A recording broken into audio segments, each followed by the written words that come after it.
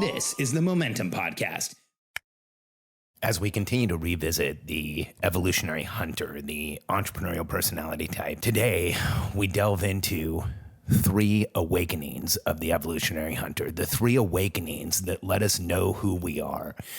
I'll give you just a bit of background on this. You know, in my life, I've studied hundreds, thousands of successful people. I'm obsessed with seeing what makes people successful. And in that study, I've seen clear patterns that successful people have and clear patterns that people like us have, awarenesses that people like us have. And in this episode, I want to take you through the 3 awakenings of the evolutionary hunter, the realizations we have that let us know who we are, and how clearly this pattern repeats itself in the lives of successful people, and how you can use these awakenings to your advantage, and how you can stop them from creating any type of constraint in your life.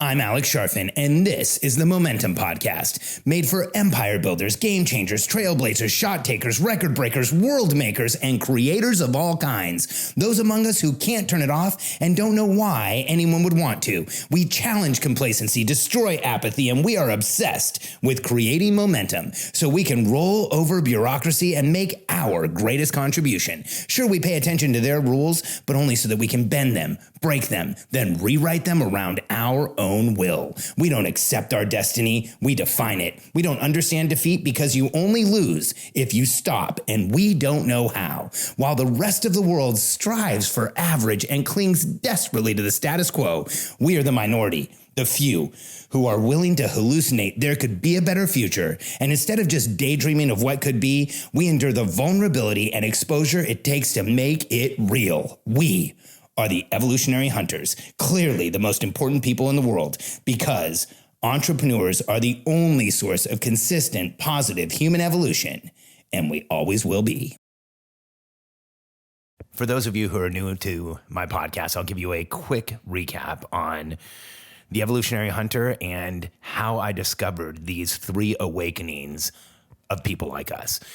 I was a very different kid. I share that all the time. I was kind of the outcast party of one, and I obsessively studied successful people. And what I expected to see when I studied successful people was anything but something like me.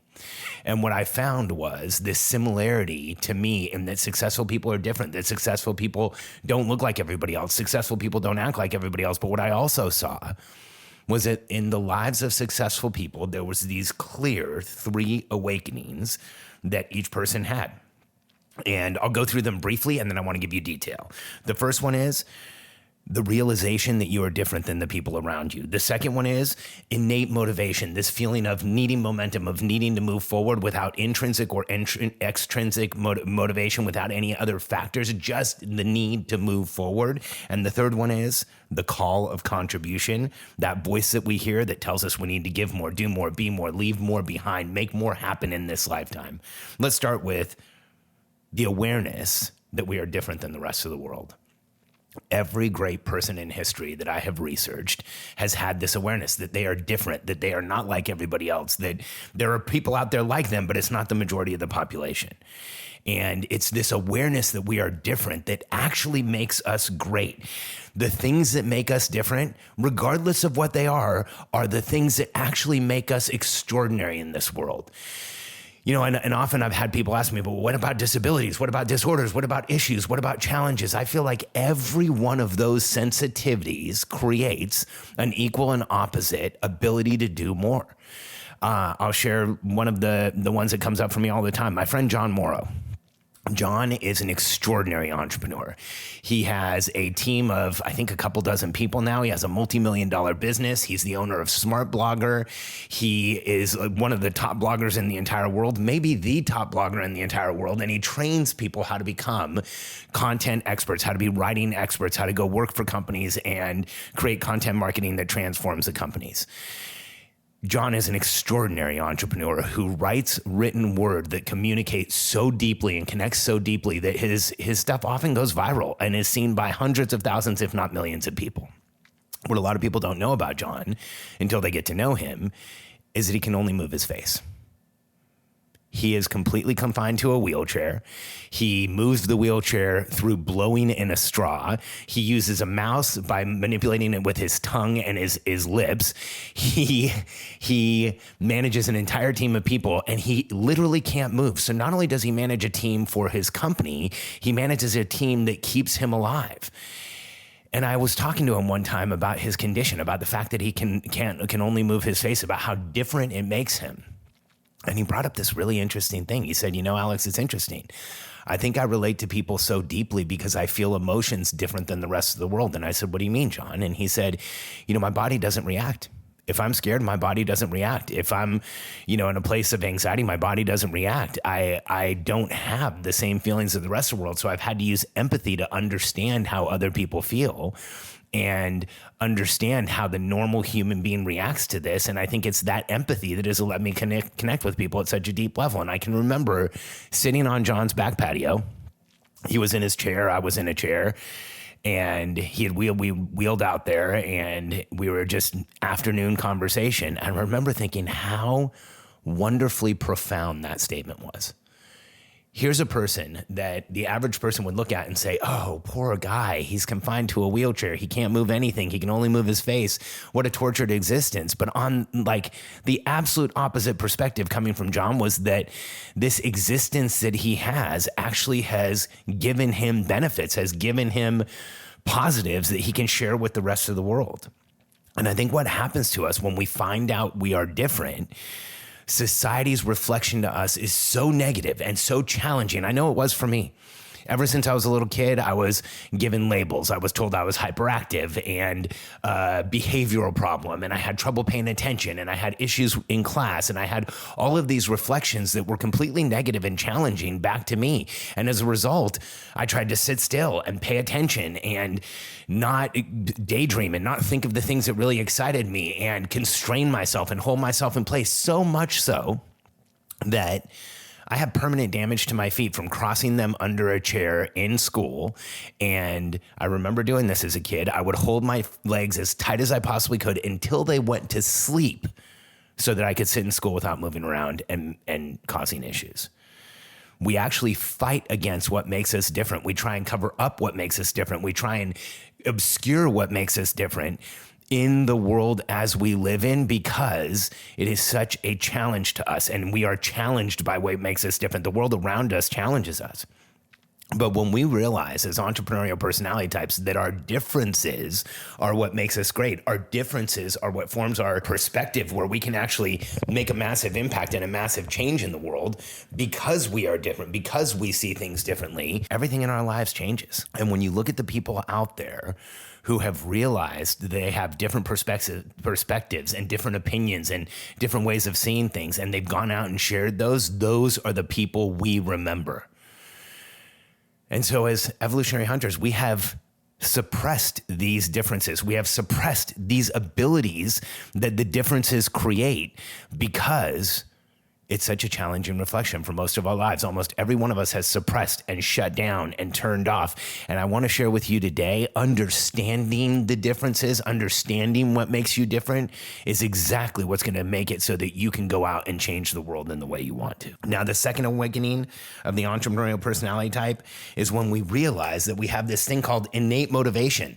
When we realize that we are one of those people that lives for momentum, that lives to be moving, that lives to be creating, making things happen, moving things around, changing the world around us, improving the world around us, looking for opportunities. We are literally momentum-based beings. I define the entrepreneurial personality type as physiologically sensitive, momentum-based beings that are highly reactive to constraint.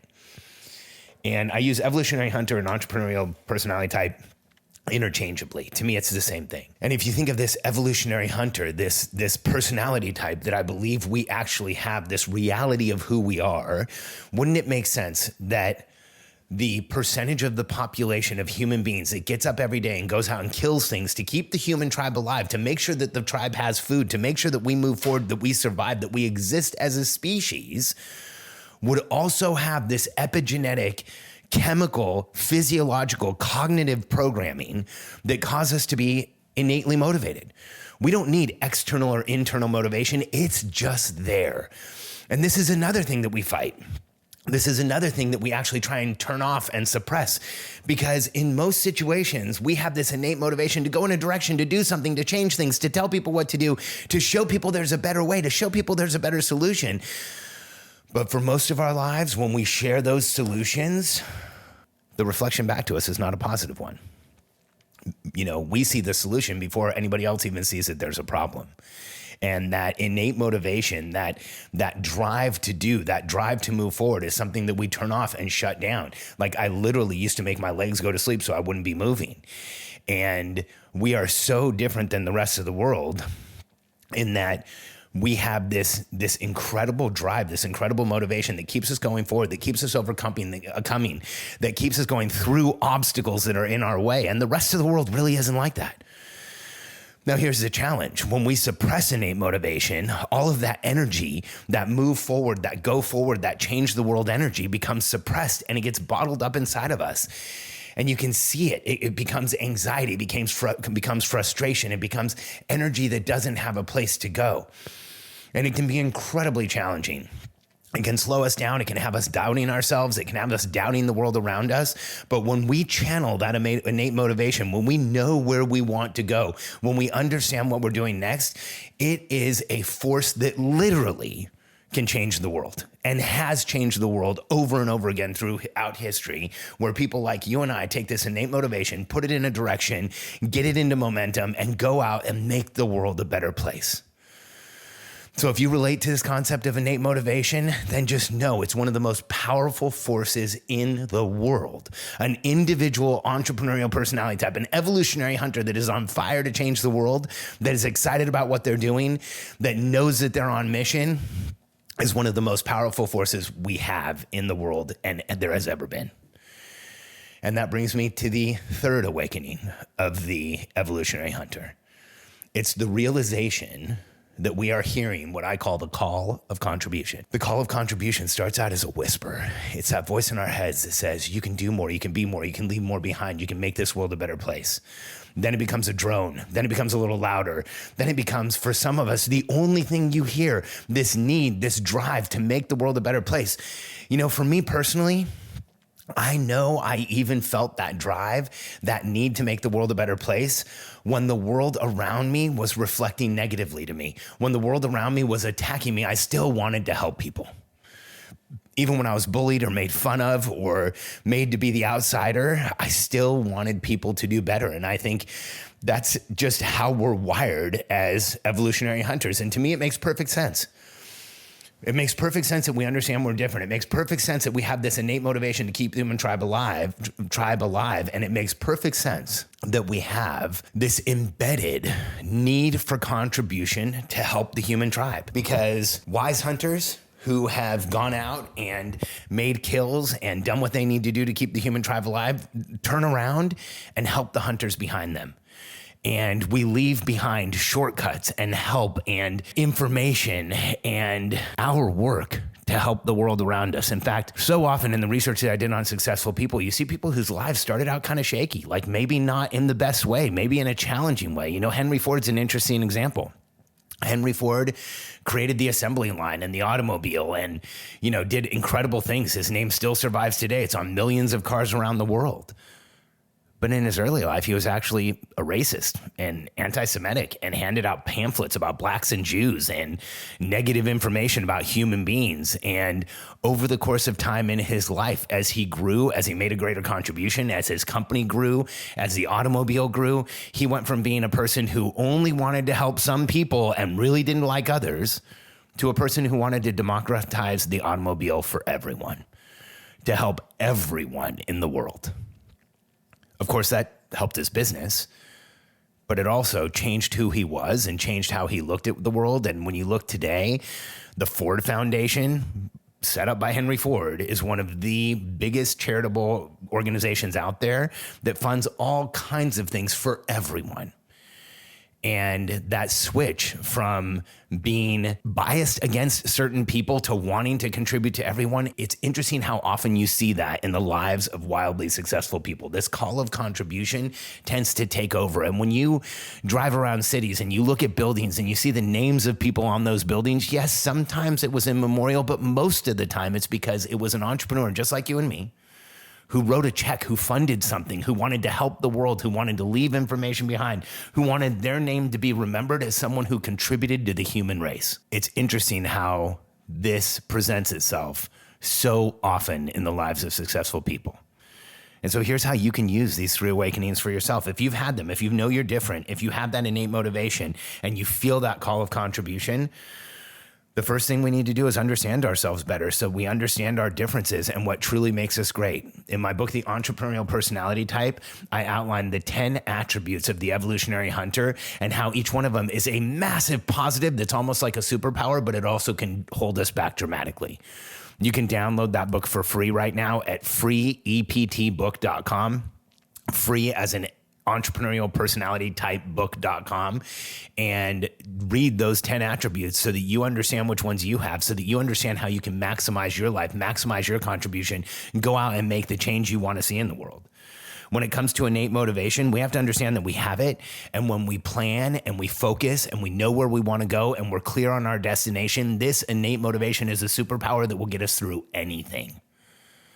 Literally anything. I've seen it over and over again in the histories that I've read of entrepreneurs, in the stories that I've read, the articles I've read, but I've also seen it firsthand watching incredible entrepreneurs who don't have what it takes, don't have the resources, don't have the experience, have too much experience, are too old, too young, whatever it is. They are not the person that should be doing it, but the innate motivation gets them through the challenge so that they can go out and do exactly what they want to do in the world and make a massive contribution. And then the last one, the call of contribution, when we understand that what we really want to do is contribute to the people around us and make the world a better place, life actually becomes easier for us. And I want to make something very clear. I am a capitalist.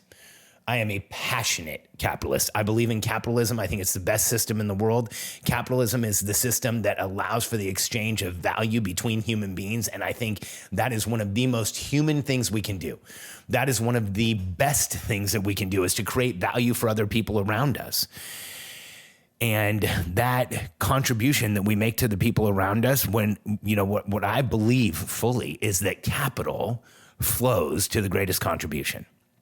Money is energy. And if you're making a ton of money, that means you are creating a positive energy in the world and people are giving you that energy in exchange. So the more we make, the more we contribute. And I just want to make it very clear that I don't want you to just go out and start a charity or just help people. I want you to go build a business that changes the world and makes a massive contribution and changes things for the better, because that's what we're all programmed. That's what we're all hardwired. That's what we're all epigenetically here to do, is to make the world a better place. If we are doing that, we will have the wealth and the impact and the income that we want, because we are making a massive contribution. Now, all 3 of these awakenings are, one, guideposts telling us, hey, this is who you are, but they're also opportunities.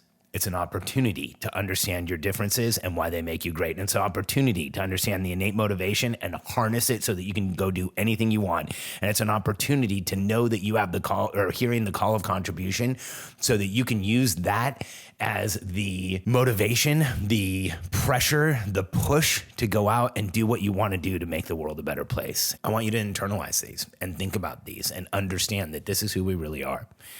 And this fourth quarter, in just about a month from now, I'm going to be working with a small group of entrepreneurs beginning on the day after Thanksgiving, on Black Friday, to show you exactly how to create the clarity, the plan, the path, and the execution system so that you can use these 3 awakenings to make a greater contribution in the world than you ever thought possible, but also to make the income and the impact that you want.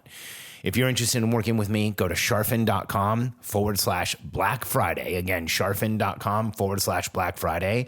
I can't wait to help you create massive clarity so that you can understand why you're different and how quickly you can move forward.